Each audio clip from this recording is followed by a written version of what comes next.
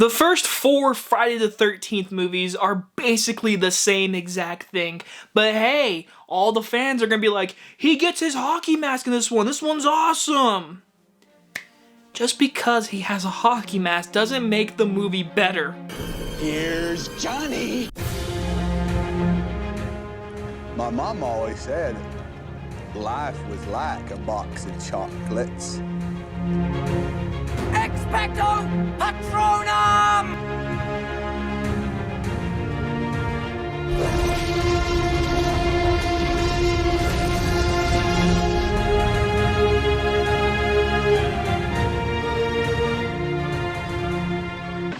So are 1 through 12. Because these are Jason's woods. And nobody leaves them alive. Friday the 13th, Part 3 in 3D. Released in 1982 in 3D. We're talking Friday the 13th Part 3. So let me just say this. I have the Scream Factory collection set. You can't see it, but that big poster that comes with the collection is up there because the Friday the 13th series, I enjoy watching. Some of them are way better than the other ones, but I've always said this. The first 4 movies are the same exact thing.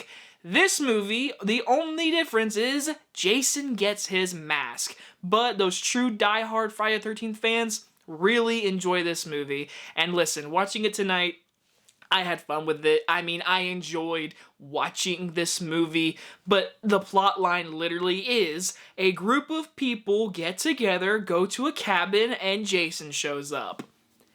That's your movie. I mean, that's literally, it's not camp people. They're not on campgrounds. They're just in this cabin. And then Jason shows up, kills a couple of them. He finds one of their masks, which is a hockey mask. And we get the iconic Jason look, which I will say, the actor who plays Jason in this movie, very iconic in his movements and his looks, because I'm pretty sure this version of him is in the video game, which I've only played a few times to actually enjoy.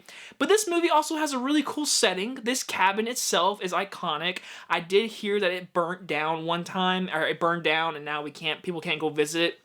Which does suck because I know the iconic stairs up into the second floor is really just an iconic look in the Friday the 13th series. But, I mean, truly, what can I say about this movie? Our cast of characters, they all have one little thing about them. You have 2 hippies who like smoking. You got our main girl who's actually got some background of actually knowing Jason at one time, which is kind of weird because it kind of makes you think Jason raped her, which is eh.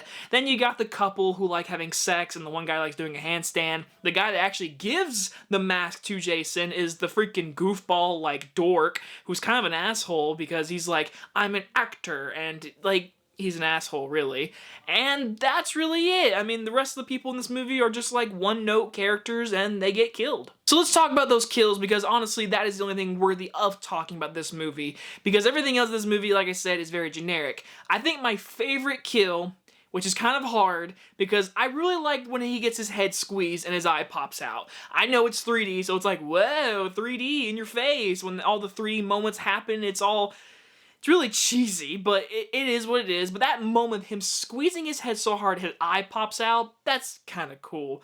But I think my favorite kill is the handstand, because it's so cool because he's doing a handstand and the shot is under, which they probably had a glass thing on top of a camera and he was on top of it. And then when he gets smacked, he gets split in half, and then he puts his body on the raptors to where his blood drips on the girl and then he kills her.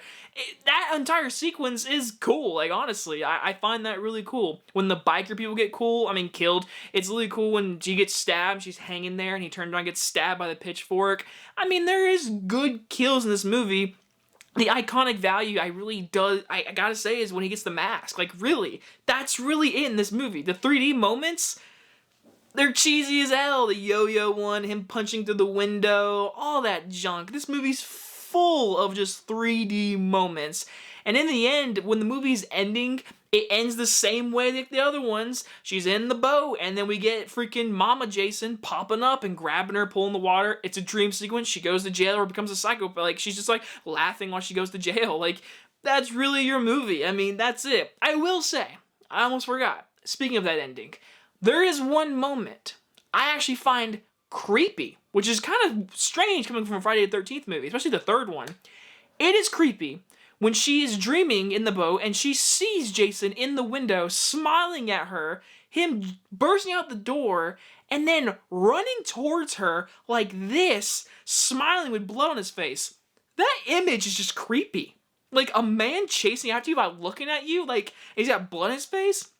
I'll give the movie that. As a kid, like, that was like, I was like disturbing. I was like, ooh, like, just kind of icky. But in the end, you have 3D kills, you have 3D Jason, and it's all in 3D. I'm gonna give Friday the 13th Part 3 a C+. It's cheesy, it knows it, and they really were like, we want to just add 3D and do the exact same movie. That's this movie. And he gets his mask, which is iconic. So now we have Jason Voorhees. Also, this movie is very lit, really bright. There's never a creepy, dark moment. It's because of the 3D. They had to brighten everything up. Oh, gosh. It's fun. It's a fun movie. I don't hate this movie. It's just, it's basic. And guys, you guys enjoyed this review, and I will see you guys on the next one. Bye, everyone.